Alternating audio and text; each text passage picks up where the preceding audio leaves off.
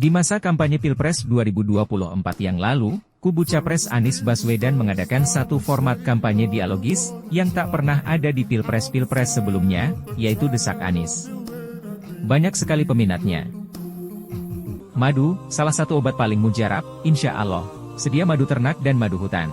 Dihasilkan oleh lebah dari nektar bunga asli, bukan dari gula yang dimakan lebah. Proses higienis, kemasan praktis dan elegan. Garansi 1 juta rupiah jika terbukti madu kami tidak asli. Terbaik, madu kelanceng, dari lebah spesial. Hubungi.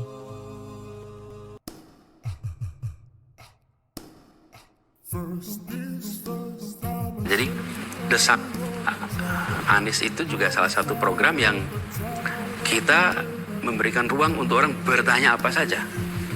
Saya berada di kursi di hadapan dengan begitu banyak audiens yang saya tidak kenal dan saya tidak tahu aspirasinya dan tidak tahu apa yang akan menjadi pertanyaannya. Tapi semua yang datang itu memilih berpikir. Kan datang ke situ bukan sekedar tontonan, itu datang mau berpikir bersama. Saya ingin lanjutkan karena saya salut dengan anak-anak muda ini. Bayangkan ya, ini acara Desak yang terakhir kemarin ketika fase kampanye itu di Surabaya. Di Surabaya, di gedung yang kapasitasnya itu kalau tidak salah 6.000. Lalu yang daftar 13.000. Acara baru dimulai habis maghrib. Dan anak-anak muda itu ngantri sejak jam 1 siang. Ini bukan konser. Ini bukan hiburan. Ini adalah sebuah forum berpikir tentang republik yang diisi anak-anak muda. Saya hormat, bangga sama anak-anak muda ini. Dan saya melihat mereka datang itu dengan antusiasme yang tinggi. Bagaimana mereka mau ikut berpikir, peduli. Coba begitu diberikan kesempatan, siapa yang menyampaikan pertanyaan? Mau naik semua itu tangan gitu. Naik semua tangan itu, semua rebutan mau ngomong, mau menyampaikan sesuatu. Aduh, saya bangga betul, ya, saya terharu betul. Ya. Nah, itulah yang membuat kenapa saya merasa nanti itu ingin diteruskan. Belum tahu nanti formatnya seperti apa ya. Tapi saya akan berniat untuk meneruskan, karena itu bagian dari usaha kita untuk membangun iklim dialog, iklim demokrasi di Indonesia. Bukan saja untuk menjaga kontribusi saya, tapi untuk menghidupkan iklim dialog, iklim tukar pikiran, iklim diskusi yang itu akan saling mencerahkan, saling mencerdaskan, saling mengasah pikiran. Bertemu dengan rakyat kebanyakan yang datang dengan keinginan untuk membuat perubahan.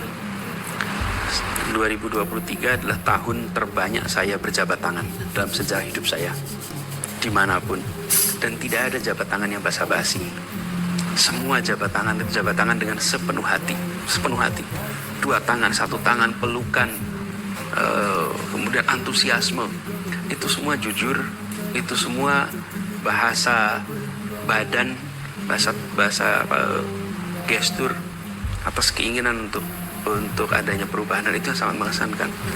Jadi bila di JIS kemarin pada saat kampanye ada begitu banyak orang yang datang dari mana-mana dengan sukarela, biaya sendiri, saya merasakan itu di berbagai tempat.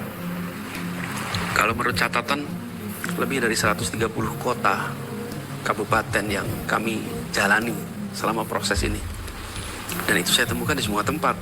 Karena memang segalanya serba penuh dengan kerelawanan. Dan itulah yang membuat kesan yang paling kuat. Dan di antara yang hadir, yang paling hebat adalah ibu-ibu. Ibu-ibu yang datang dengan concern tentang anak-anaknya. Ingin anaknya lebih baik pendidikannya, kesehatannya. Yang kedua, anak-anak muda yang luar biasa. Ini generasi muda ini, mereka menyebut ada kelompok-kelompok muda ini, ada humanis dan lain-lain. Itu adalah usianya ada yang akhir belasan tahun, ada yang awal 20-an. Mereka berkampanye dengan ketulusan, dengan kreativitas, dengan luar biasa. Ingat videotron yang dibuat sama mereka? Mereka bikin videotron urunan sendiri, saweran sendiri, lalu bikin website, bikin itu yang membuat kampanye kemarin menjadi sangat mengesankan. Saya ketemu dengan anak-anak muda yang first time voter, pemilih pemula, yang mereka memasuki wilayah dengan antusiasme yang luar biasa. Itu yang membuat pemilu kemarin itu menjadi, pilpres kemarin itu sangat mengesankan. Dan pada mereka kita akan titipkan harapan untuk ke depan yang lebih baik.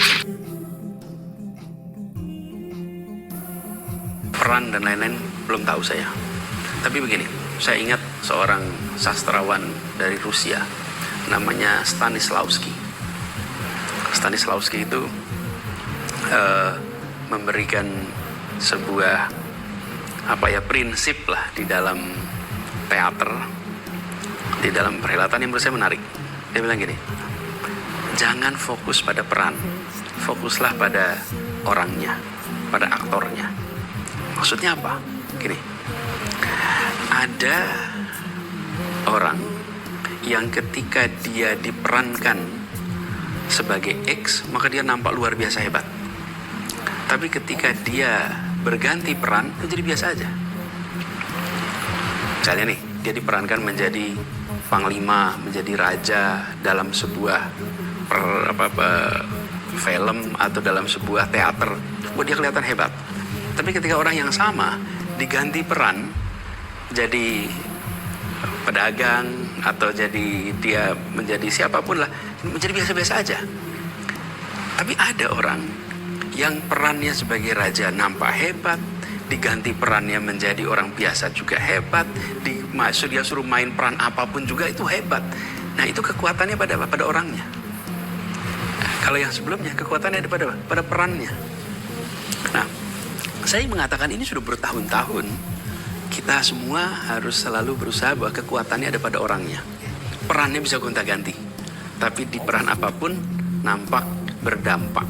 Di peran apapun menonjol, di peran apapun kontributif. Tapi kalau kita tidak memikirkan begitu, kita akan mencarinya peran, karena peran itulah yang menentukan, gitu. Bukan orangnya. Nah, mudah-mudahan saya bisa termasuk yang mengandalkan kekuatan orangnya, yang perannya bisa gonta-ganti.